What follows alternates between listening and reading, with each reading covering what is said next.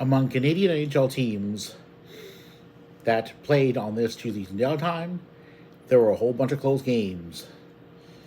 Certainly, the Oilers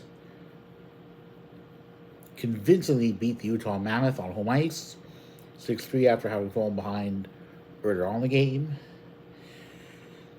There are some close games. There was a win by the Habs over the Kraken in OT.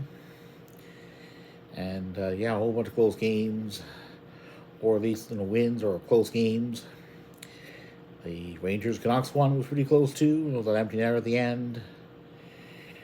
But the Ottawa Senators, yeah, okay, maybe the Blackhawks have the Sens number at the United Center, but holy smokes, I don't know what's going on with the Ottawa Senators. It seems like the Hawks went to town in the first period for three goals by Connor Bedard throughout the game. A hat trick, an actual hat trick, but even without Bedard, so many of his teammates, among them Frank Nazar, who assisted on at least one of the Bedard goals, and also scored empty netter. Pretty effective. Sens were already down 3-0 by the first intermission. And yes, the Sens would claw their way back to 4-3 a bit over 8.5 minutes in the second period. But in the end, too little, too late. Linus Ullmark allowed at least 2 ugly goals I could count. But, man, did those Sens throw defense under the bus.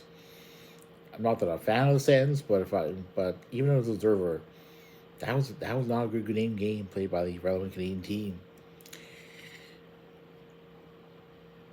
And there were a whole bunch of penalties, even though there was really only one official Blackhawks power play.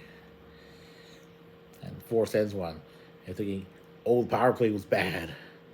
Well, Sens wouldn't have needed their power play to be good had they not thrown defense on the bus.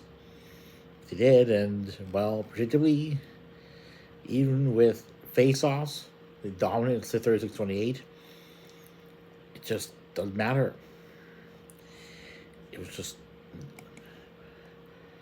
as certainly no surprise. Spencer Knight, having allowed 3 goals, was a winning goalie. The small mark of the Sens, having allowed 6, was a loser. But again, the Sens play the Flames later on this week. Leaves Thursdays in downtime, but gotta be a lot better defensively. But guess what? We'll see what happens in that upcoming game against the Flames.